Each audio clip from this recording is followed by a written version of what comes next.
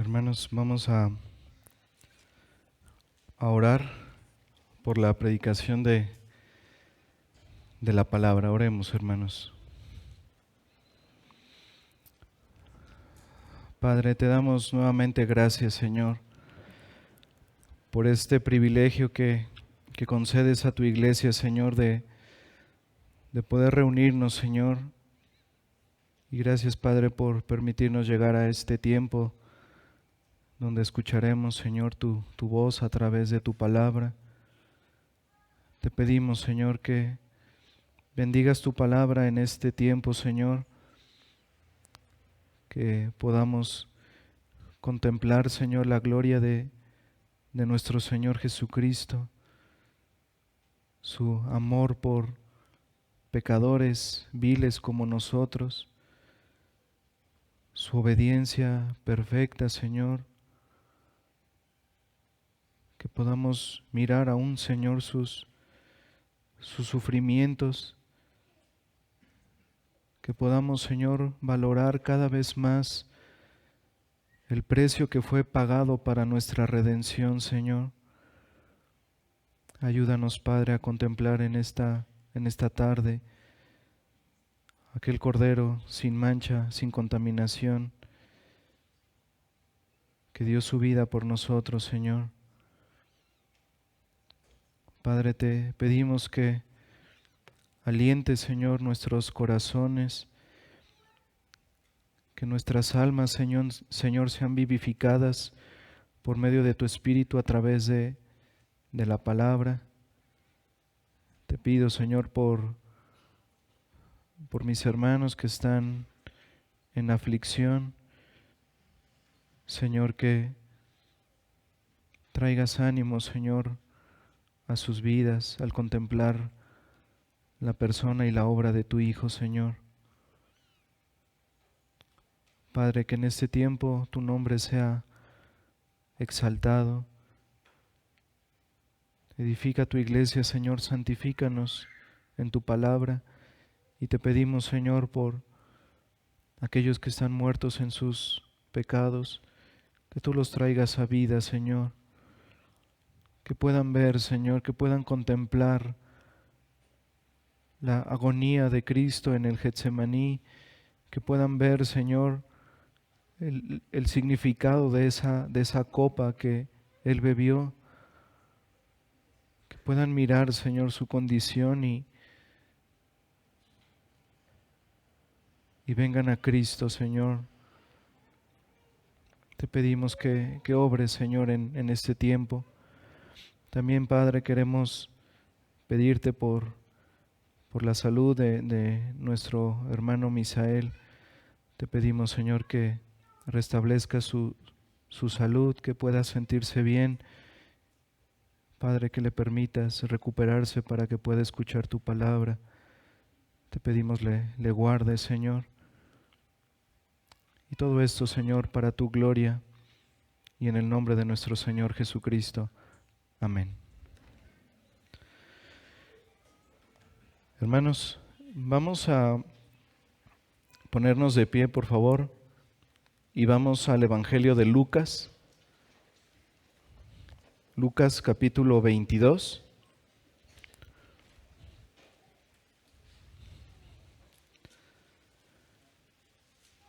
Vamos a hacer, hermanos, una breve pausa al estudio de Colosenses. Quiero compartir con ustedes, hermanos, este pasaje de Lucas 22. Vamos a leer desde el versículo 39 hasta el versículo 46. Lucas 22, del 39 al 46. Leamos. Y saliendo, se fue como solía al monte de los olivos, y sus discípulos también le siguieron.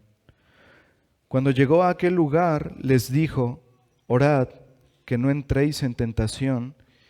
Y él se apartó de ellos a distancia como de un tiro de piedra, y puesto de rodillas, oró diciendo: Padre, si quieres, pasa de mí esta copa, pero no se haga mi voluntad, sino la tuya. Y se le apareció un ángel del cielo para fortalecerle.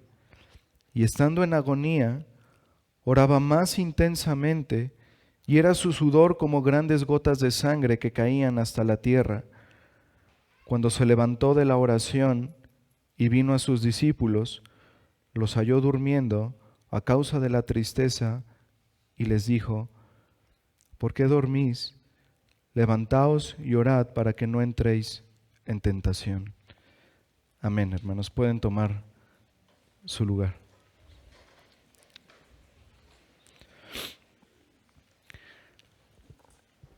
El puritano John Owen, en su libro La Gloria de Cristo, escribió lo siguiente: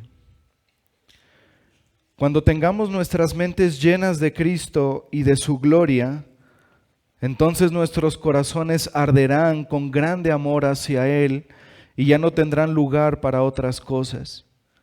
Es solamente una visión continua de Cristo y su gloria lo que nos avivará y nos animará a velar y pelear continuamente contra las obras engañosas del pecado.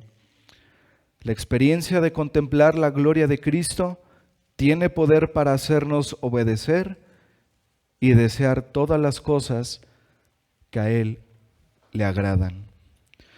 Hermanos, con la ayuda del Señor vamos a contemplar este pasaje de la Escritura que nos muestra la gloria de nuestro Señor Jesucristo en el Getsemaní.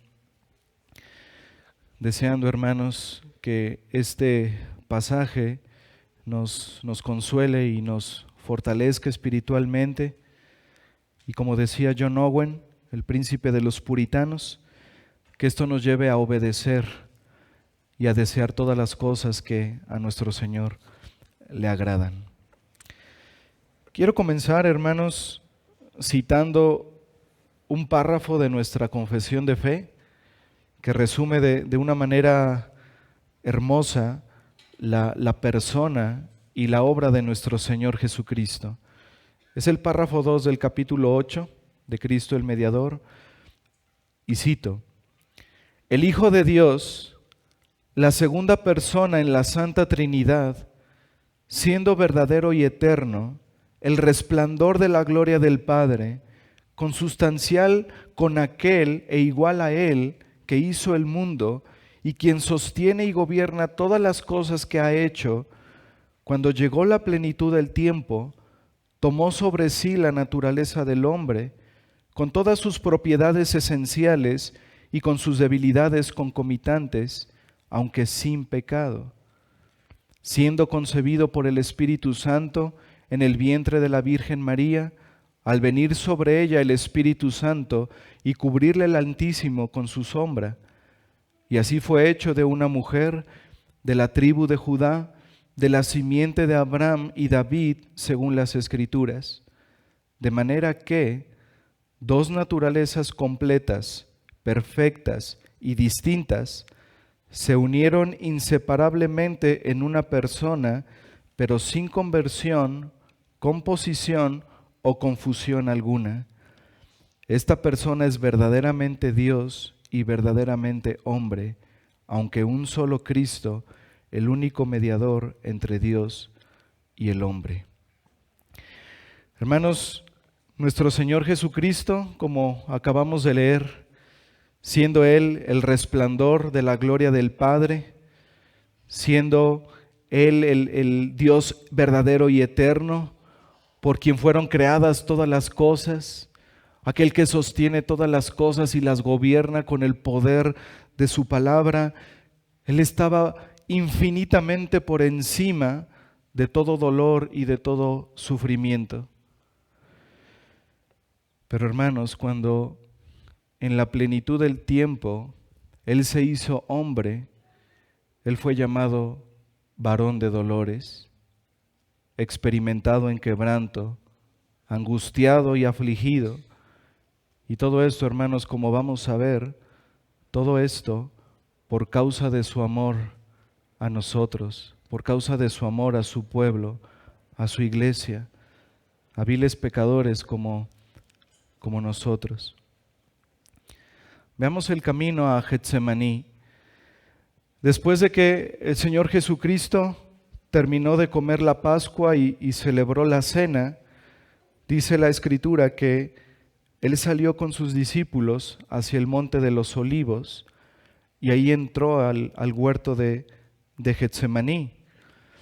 Getsemaní, hermanos, era un huerto muy conocido, muy frecuentado por el Señor. Él asistía ahí continuamente para orar, pero también era un punto de reunión con sus discípulos. Lucas 22, versículo 39 dice, y saliendo se fue como solía al monte de los Olivos y sus discípulos también le siguieron. El Evangelio de Juan, hermanos, nos dice que incluso Judas, el que le entregó, conocía muy bien ese lugar. Nuestro Señor Jesucristo no deseaba esconderse, no necesitaba huir como un ladrón. Nuestro Señor Jesucristo fue valerosamente a ese lugar donde Él sabía que sus enemigos lo iban a encontrar, este lugar donde Él solía asistir. Esos hombres no lo arrastraron hacia el pretorio de Pilato contra su voluntad. Él fue voluntariamente con ellos. Como dice el profeta Isaías, angustiado Él y afligido, no abrió su boca. Como cordero fue llevado al matadero y como oveja delante de sus trasquiladores enmudeció y no abrió su boca. El Señor Jesucristo se deleitaba en hacer la voluntad del Padre. El Señor Jesucristo encontraba gozo en ser obediente al Padre en todo, aunque esto implicara, hermanos, una obediencia hasta la muerte. Nuestro Señor Jesucristo a lo largo de todo su ministerio recibió toda clase de injurias, desprecios, burlas de los hombres.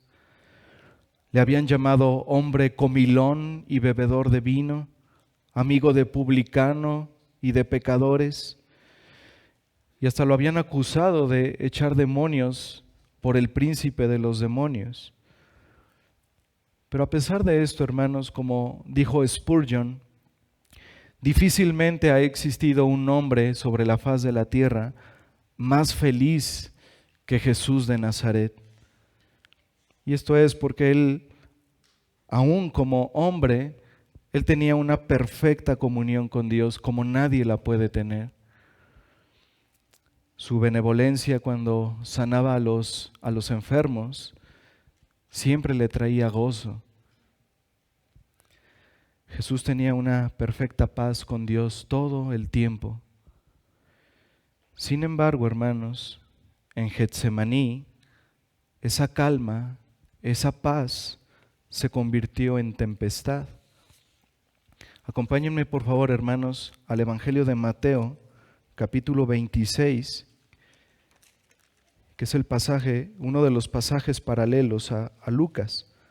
Mateo, capítulo 26.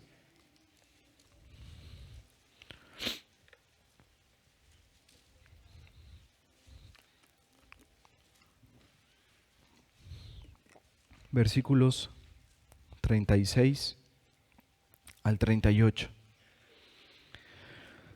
Entonces llegó Jesús con ellos a un lugar que se llama Getsemaní y dijo a sus discípulos, sentaos aquí, entre tanto que voy ahí y oro. Y tomando a Pedro y a los dos hijos de Zebedeo, comenzó a entristecerse y a angustiarse en gran manera. Entonces Jesús les dijo, mi alma está muy triste hasta la muerte, quedaos aquí y velad conmigo. Hermanos, de acuerdo con Mateo, nuestro Señor Jesucristo hizo 3 oraciones esa noche en el huerto de Getsemaní. Miren el versículo 39, Mateo 26, 39. Yendo un poco adelante, se postró sobre su rostro, orando y diciendo, Padre mío, si es posible, pase de mí esta copa, pero no sea como yo quiero, sino como tú. Versículo 42. Otra vez fue y oró por segunda vez, diciendo, Padre mío, si no puede pasar de mí esta copa sin que yo la beba, hágase tu voluntad. Y versículo 44. Y dejándolos, se fue de nuevo y oró por tercera vez, diciendo las mismas palabras. De esto, hermanos, podemos ver que nuestro Señor Jesucristo tenía fuertes y estresantes pensamientos de lo que iba a suceder más adelante en el Calvario. Y aquí es importante recordar, hermanos, las consecuencias que trajo la caída de nuestros primeros padres, Adán y Eva. Cuando ellos cayeron, hubo consecuencias terribles sobre toda la humanidad, sobre todos nosotros. La primera consecuencia de esa desobediencia, de ese pecado, de esa caída de nuestros primeros padres, es que hubo una separación entre Dios y el hombre. Como dice el profeta Isaías, nuestras iniquidades han hecho separación entre nosotros y Dios se ha apartado para no escucharnos. Eso pasó. Esa es la primera consecuencia terrible de la caída, una separación entre Dios y el hombre.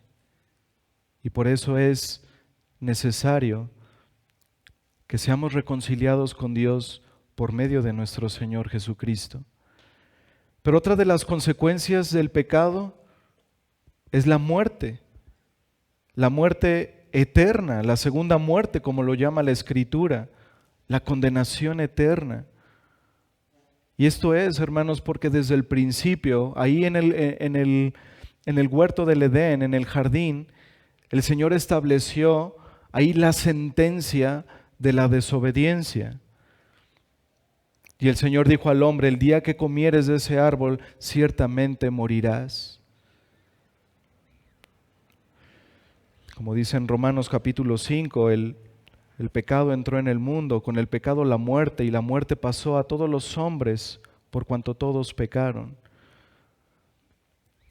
La enfermedad y la muerte no formaban parte del plan original de Dios, pero es consecuencia del pecado, de la caída.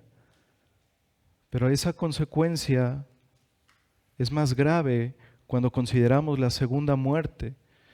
La muerte segunda, la condenación por causa de nuestros pecados. La paga del pecado está establecido en la Escritura, es muerte. Había una deuda, hermanos. Quedó una deuda ahí para toda la humanidad que para nosotros, para cualquier ser humano, es imposible pagar. Y eso, hermanos, ese castigo, esa muerte, esa deuda, alguien la tenía que pagar. Y el Señor Jesucristo, cuando está en Getsemaní, le es presentada esa copa, ese cáliz de la ira de Dios que Él iba a beber horas más adelante. Y eso fue lo que, de acuerdo a lo que vemos en los evangelios, lo que le hizo tener fuertes y estresantes pensamientos al Señor Jesús. Y por eso oró en ese huerto 3 veces acerca de lo mismo, acerca de las mismas cosas, como dice el versículo 44 de Mateo 26. Esa tarea, hermanos, de tomar esa copa de ira fue algo que el Señor sabía que iba a suceder cuando Él fuera crucificado. Él sabía que eso iba a pasar en el día de su muerte, y de esto habló continuamente a sus discípulos. Miren Mateo 16, versículo 21.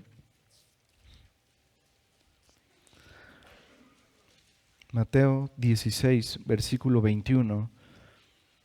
Desde entonces comenzó Jesús a declarar a sus discípulos que le era necesario ir a Jerusalén y padecer mucho de los ancianos, de los principales sacerdotes y de los escribas, y ser muerto y resucitar al tercer día. Juan capítulo 2. Juan capítulo 2, versículos del 18 al 21.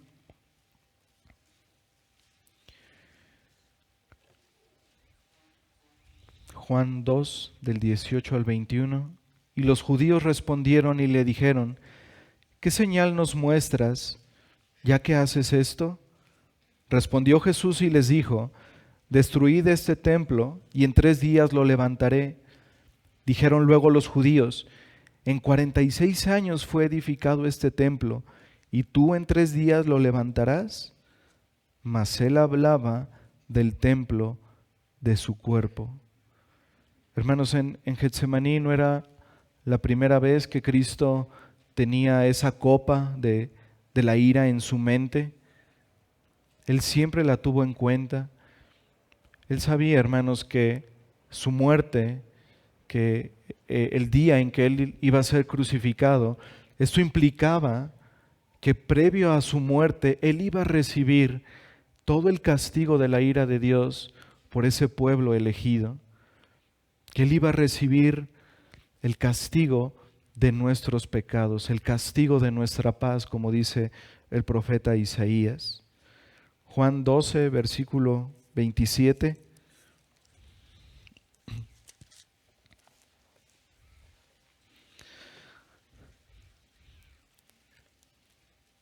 Ahora está turbada mi alma, ¿y qué diré? Padre, sálvame de esta hora. Mas para esto he llegado a esta hora. En ese pacto eterno de redención que fue hecho en la eternidad pasada, antes de que el mundo fuese hecho, el Padre prometió enviar a su Hijo al mundo, y el Señor Jesucristo asumió de muy buena voluntad ese oficio de mediador, ese oficio que iba a involucrar el recibir el castigo de nuestros pecados. Permítanme citar nuevamente, hermanos, nuestra confesión de fe, ahora el párrafo 4 del capítulo 8.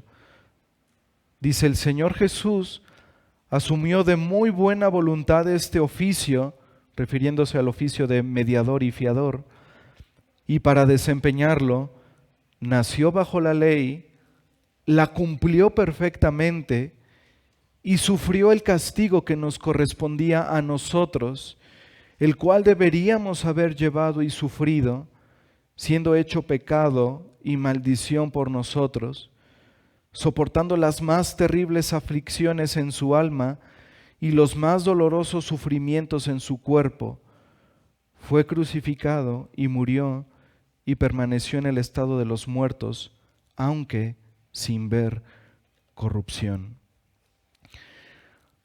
Algunos han investigado cuál fue la razón de ese estrés y de esa agonía en el Getsemaní. Y hermanos, ha habido muchas especulaciones al respecto. Sin embargo, hermanos, la razón, la Escritura misma nos las da. La razón se encuentra en las mismas palabras del Señor Jesucristo, en la oración que hizo al Padre. Regresemos a nuestro pasaje, por favor, hermanos. Lucas 22, versículos del 39 al 44. Y saliendo se fue, como solía, al monte de los olivos, y sus discípulos también le siguieron. Cuando llegó a aquel lugar les dijo: orad, que no entréis en tentación. Y él se apartó de ellos a distancia como de un tiro de piedra, y puesto de rodillas oró diciendo: Padre, si quieres, pasa de mí esta copa, pero no se haga mi voluntad, sino la tuya. Y se le apareció un ángel del cielo para fortalecerle. Y estando en agonía, oraba más intensamente, y era su sudor como grandes gotas de sangre que caían hasta la tierra. Esta palabra agonía en este texto, en el original, denota un grado de sufrimiento y de estrés extremo. Fue como el de un hombre que pelea contra otro hombre con todas sus fuerzas para vencer, para dominar sobre él. De hecho, hermanos, esta palabra agonía era utilizada en los Juegos Olímpicos, en la lucha grecorromana, donde los hombres peleaban, luchaban para sobreponerse sobre el otro, para tener la supremacía en la victoria. Agonía, entonces, hermanos, habla de un conflicto serio, habla de una lucha de la que depende la vida o la muerte. De modo, hermanos, que cuando la Escritura nos dice que Cristo estaba en agonía, el significado de eso, hermanos, es que su alma estaba en una grande lucha, en una lucha seria, en una lucha grande, fuerte.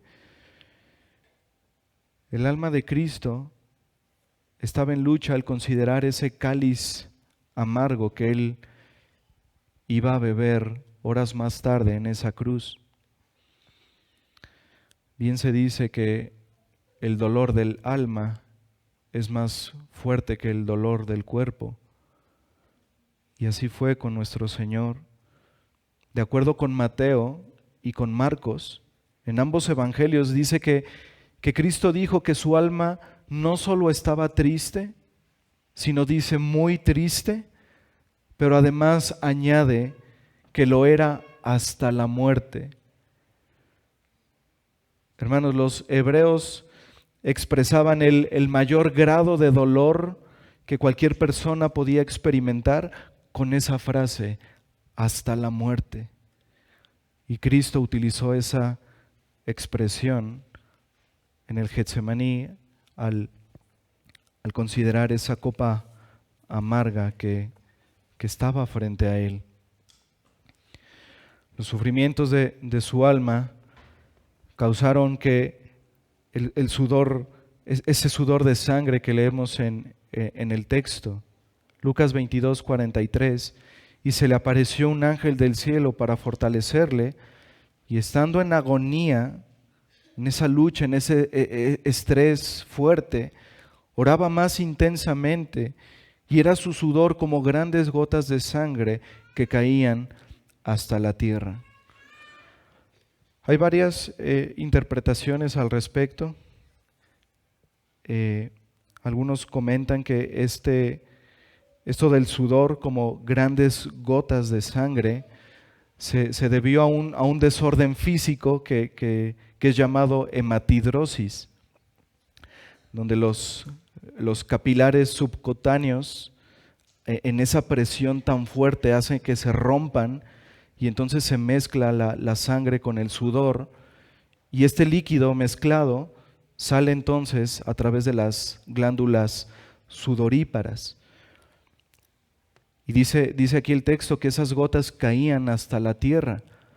Y esa palabra, hermanos, grandes gotas, es una sola palabra en el original que significa literalmente coágulos. Y es por eso que se puede interpretar que esa sangre que fue presionada y que salió por los poros, cuando se expuso al aire frío de esa noche, se congeló, se endureció por la misma naturaleza de la sangre y entonces cayó en forma de coágulos a la tierra. Y esto muestra, hermanos, que había una gran agonía en el Señor Jesucristo. Muestra que la presión en su mente causó que su cuerpo aún sudara en un ambiente abierto, en un ambiente frío. Dice en Juan 18, 18, que estaban de pie los siervos y los alguaciles y que habían encendido un fuego porque hacía frío y se calentaban. Dice, y también con ellos estaba Pedro en pie calentándose. Y esa fue la misma noche en que el Señor Jesucristo estaba en Getsemaní, en un ambiente abierto, en un ambiente muy frío. El estrés y la agonía de Cristo causaron que su sangre saliera por los poros de su piel al grado de que cayera en coágulos a la tierra.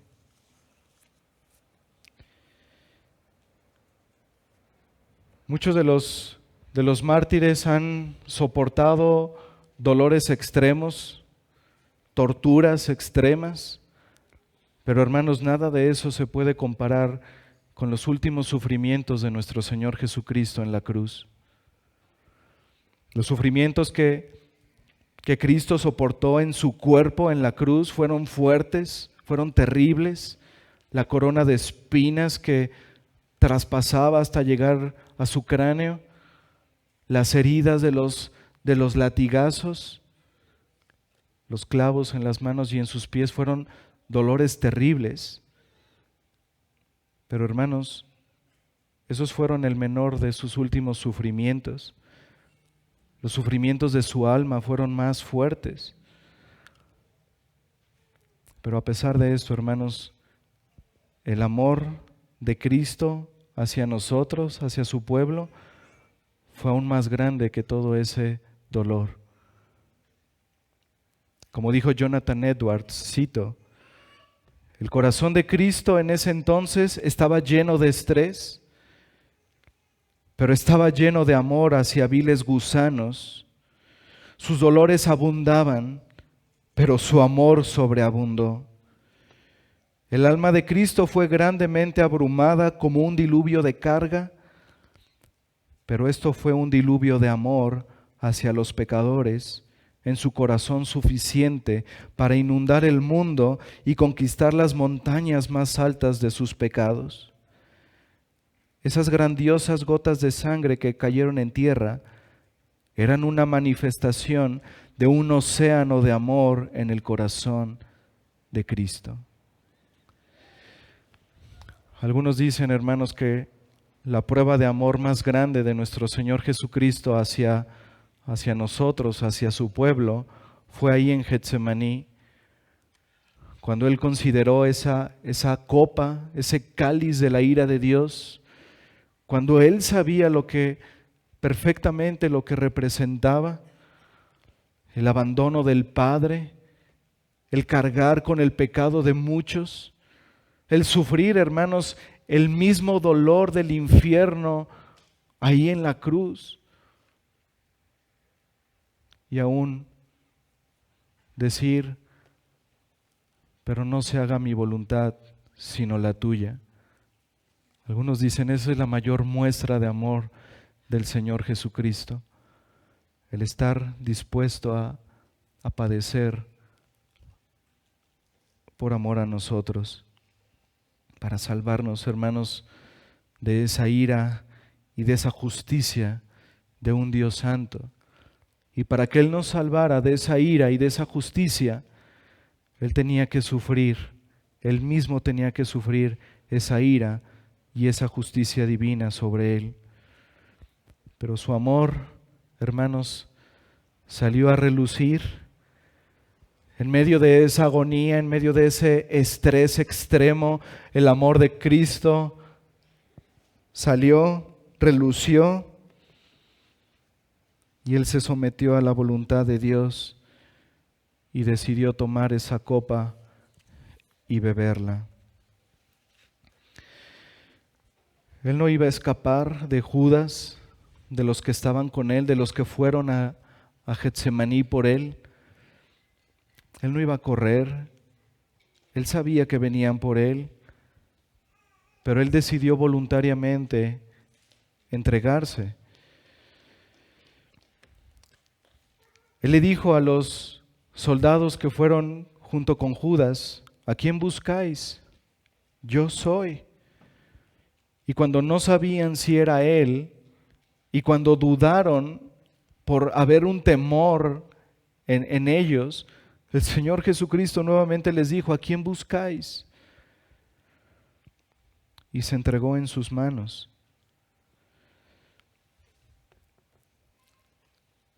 Mateo capítulo 26.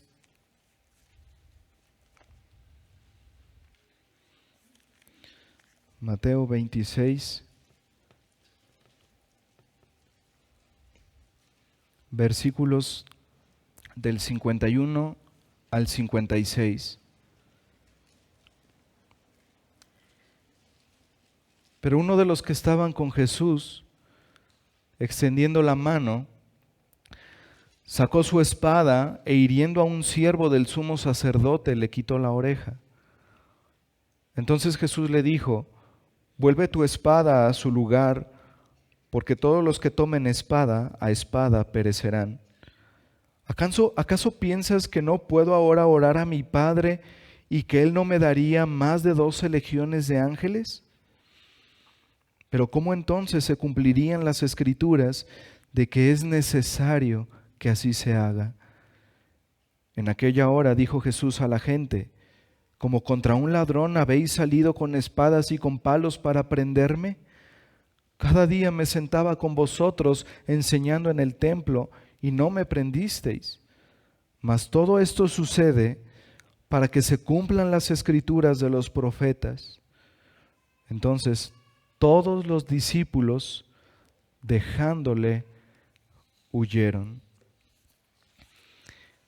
Y ahora vayamos, hermanos, para continuar con la narrativa. Vamos a Juan capítulo 18.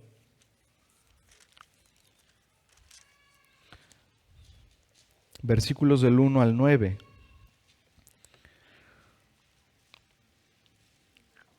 Juan 18, versículos del 1 al 9. Habiendo dicho Jesús estas cosas, salió con sus discípulos al otro lado del torrente del Cedrón, donde había un huerto, en el cual entró con sus discípulos. Y también Judas, el que le entregaba, conocía aquel lugar, porque muchas veces Jesús se había reunido ahí con sus discípulos. Judas, pues, tomando una compañía de soldados y alguaciles de los principales sacerdotes y de los fariseos, fue allí con linternas y antorchas y con armas. Pero Jesús, sabiendo todas las cosas que le habían de sobrevenir, se adelantó y les dijo: ¿a quién buscáis? Le respondieron: a Jesús Nazareno. Jesús les dijo: yo soy. Y estaba también con ellos Judas, el que le entregaba.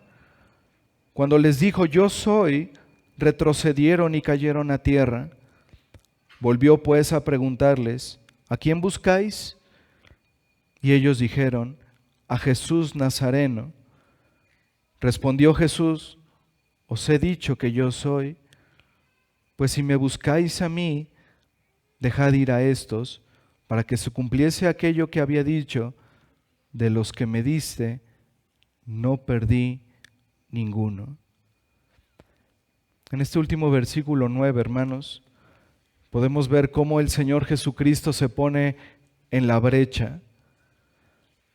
A pesar de que, como dice, Él sabía lo que venía, su amor, hermanos, por sus escogidos, por ese pueblo que el Padre le entregó, fue más grande que cualquier cosa.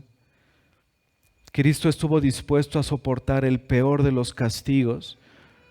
Cristo estuvo dispuesto a padecer, a sufrir el peor de los sufrimientos, con tal de cumplir ese pacto de redención eterno, ese pacto hecho en la eternidad pasada, y con el fin, hermanos, de que ninguno de ellos se perdiera. Dice Jonathan Edwards: la grandeza del amor sufriente de Cristo se ve en parte en que murió por aquellos tan indignos, ya que toda la humanidad tiene el mismo tipo de corrupción en sus corazones, y en parte en que murió por estos que no solamente eran tan malvados, sino que su maldad consiste en ser enemigos de Él. Así que no solamente murió por los malvados, sino por sus propios enemigos. Y mientras Él quiso morir por sus enemigos, al mismo tiempo estaba sintiendo los frutos de su enemistad, los más grandes efectos de sus burlas, de sus maldiciones, de sus desprecios y de sus crueldades. Como dice, hermanos, el apóstol Juan en su primera carta, en esto hemos conocido el amor, en que Él puso su vida por nosotros. También nosotros debemos poner nuestras vidas por los hermanos. En esto consiste el amor, dice Juan, no en que nosotros hayamos amado a Dios, sino que Él nos amó a nosotros y envió a su Hijo en propiciación por nuestros pecados. La obediencia de Cristo, hermanos, fue perfecta, fue completa. Él dijo que se haga tu voluntad. Y dice el apóstol Pablo a los Romanos en el capítulo 5, porque así como por la desobediencia de un hombre los muchos fueron constituidos pecadores, así también por la obediencia de uno los muchos serán constituidos justos. ¿Y qué diferencia vemos entre el primer Adán y el segundo Adán? Qué ligera fue la tentación del primer Adán y aún así desobedeció, aún así cayó. Pero el segundo Adán no, hermanos. El segundo Adán, Cristo, obtuvo una gloriosa victoria. Una gloriosa victoria sobre toda tentación, sobre todo sufrimiento. Y esa obediencia perfecta, esa justicia perfecta de Cristo es ofrecida a todo aquel que cree en Él. Acompáñenme, por favor, hermanos, al libro de los Hebreos. Hebreos, capítulo 5.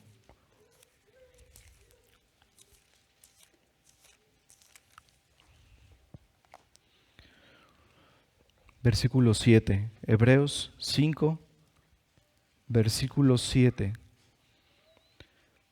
Dice, y Cristo, en los días de su carne, ofreciendo ruegos y súplicas con gran clamor y lágrimas al que le podía librar de la muerte, fue oído a causa de su temor reverente. Y aquí está hablando, hermanos, acerca de Cristo en Getsemaní.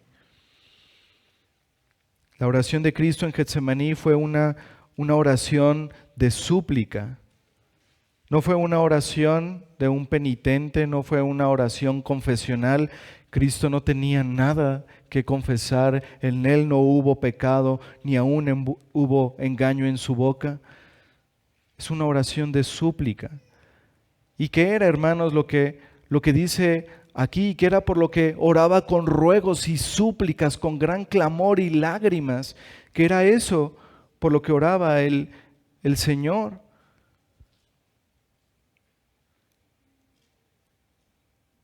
Y regresando a Mateo 26, en el versículo 39, ahí encontramos la respuesta. Mateo 26, 39.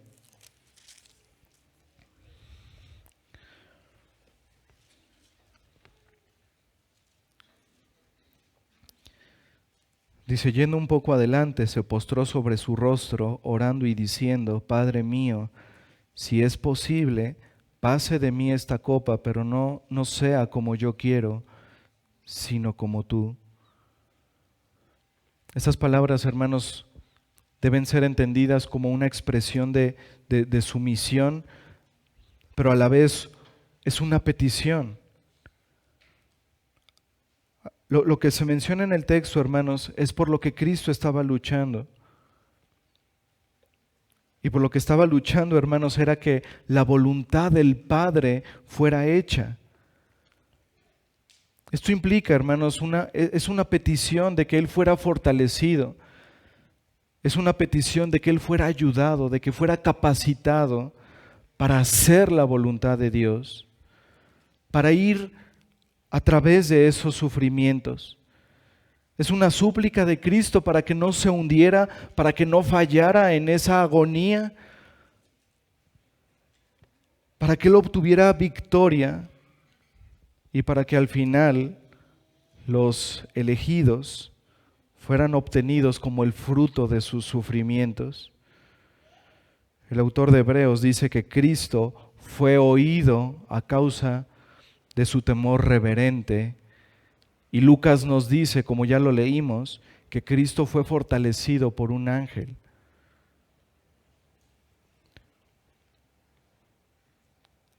Mateo 26:42. Otra vez fue y oró por segunda vez diciendo: Padre mío, si no puede pasar de mí esta copa sin que yo la beba, hágase tu voluntad. Cristo estaba orando, hermanos, que la voluntad de Dios fuera hecha en sus sufrimientos, que Él no fallara en obedecer la voluntad de Dios en medio de esas aflicciones. Y dice en Hebreos capítulo 5, versículos 8 y 9, y aunque era hijo, por lo que padeció, aprendió la obediencia, y habiendo sido perfeccionado, vino a ser autor de eterna salvación para todos los que le obedecen.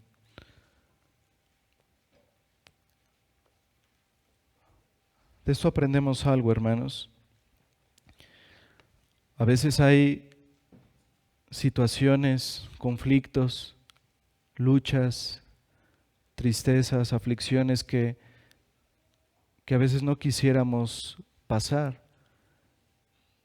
Y a veces somos tentados a orar de la misma manera y decir: Señor, si no hay otra forma en que pueda ser santificado, hazlo.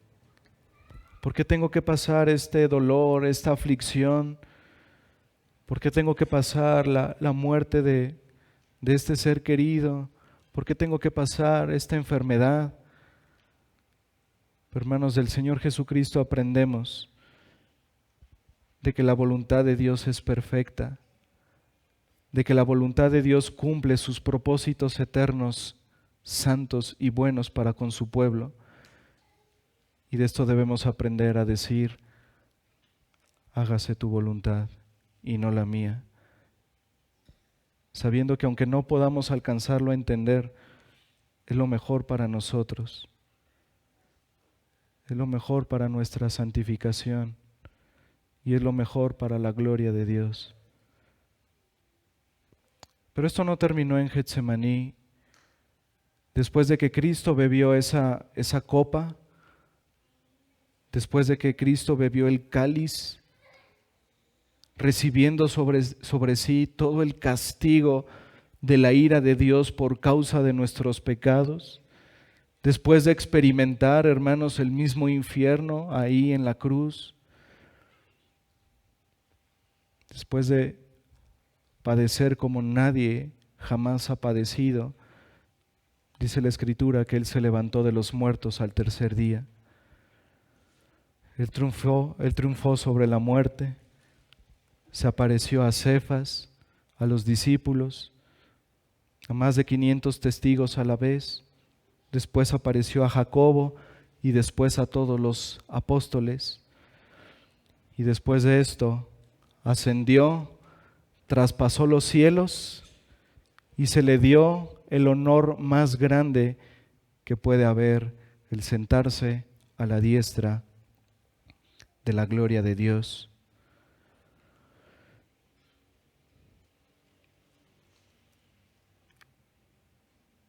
Y ahora, hermanos, Cristo intercede por nosotros y nos ayuda en todas nuestras aflicciones.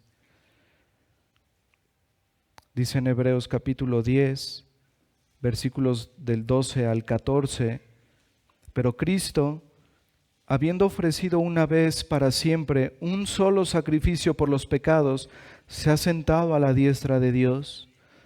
De ahí en adelante esperando hasta que sus enemigos sean puestos por estrado de sus pies, porque con una sola ofrenda hizo perfectos para siempre a los santificados. Amigo que estás aquí, que no tienes a Cristo, déjame decirte algo. Cristo ahí en esa cruz padeció, sufrió, pero hay algo que de lo que Él no sufrió. Él no sufrió desesperación en la cruz. Él no sufrió desesperación en la cruz como los malvados en el infierno. Él sabía que iba a haber un fin para esos sufrimientos y que le esperaba una gloria eterna. Pero para ti, amigo, para ti va a ser muy diferente si no te arrepientes y pones tu confianza en Cristo. Porque dice la Escritura que para ti, si no te arrepientes y rehusas creer en el Hijo de Dios, si sigues siendo indiferente a su palabra, al Evangelio, y no te arrepientes, y llega la muerte sobre ti, dice la Escritura que tú estarás en aquel lugar destinado para el diablo y para sus ángeles, en una desesperación eterna, en una condenación eterna, a menos que te arrepientas y vengas a Cristo. Los sufrimientos de Cristo fueron unas cuantas horas. Hubo un eterno final para ellos. Una gloria eterna triunfó. Pero tú, querido amigo, diariamente, amigo, estás expuesto a la condenación eterna, a ser echado a una miseria eterna. Amigo, no sabes qué día vas a morir. Hoy mismo puede ser el último día de tu vida. Necesitas arrepentirte, necesitas reconciliarte con Dios hoy mismo, amigo. No esperes más.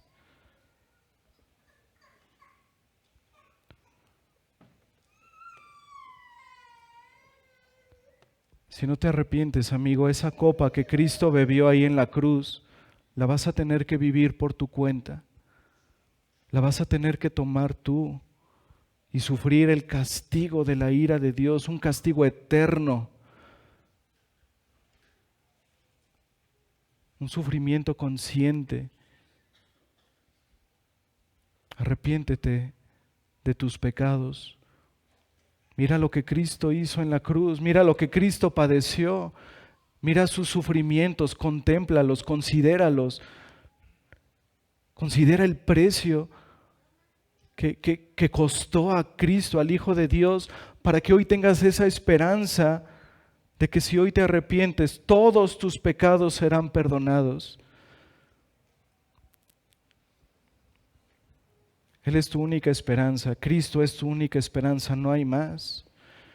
No hay otro mediador entre Dios y los hombres, solo Jesucristo. No hay otro nombre bajo el cielo dado a los hombres en quien pueda ser salvo. Solo Cristo es el camino, la verdad y la vida. Que la misericordia de Dios te alcance, amigo, que puedas alcanzar a ver tu condición, que puedas decirle como aquel malhechor en la cruz: Señor, acuérdate de mí cuando vengas en tu reino. Porque si haces esto, amigo, en arrepentimiento y fe, el Señor te dirá: hoy mismo estarás conmigo en el paraíso. Hemos vivido esta semana muertes de familiares directos de 3 hermanos de nuestra iglesia. Y esto, amigo, debe llevarte a considerar tus caminos. Pero esto, hermanos, para nosotros que estamos en Cristo, debe alentarnos a seguir glorificando a nuestro Señor por sus grandes misericordias. Esta agonía de Cristo en Getsemaní, hermanos, nos muestra que Jesús puede identificarse con nuestras aflicciones.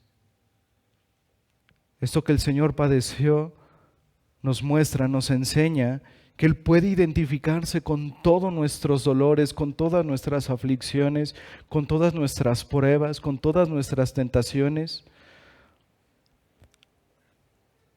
porque Él sufrió más de lo que nosotros hemos sufrido, hermanos.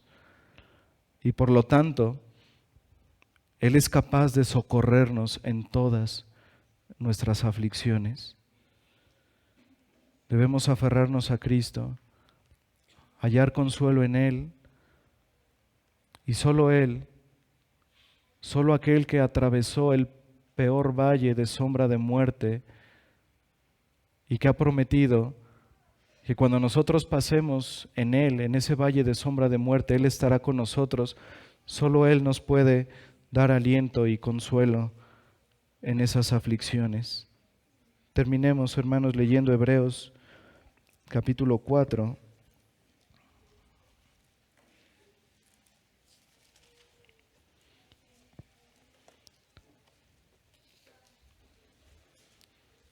Hebreos capítulo 4, versículos del 14 al 16. Por tanto, teniendo un gran sumo sacerdote que traspasó los cielos, Jesús, el Hijo de Dios, retengamos nuestra profesión, porque no tenemos un sumo sacerdote que no pueda compadecerse de nuestras debilidades, sino uno que fue tentado en todo según nuestra semejanza, pero sin pecado.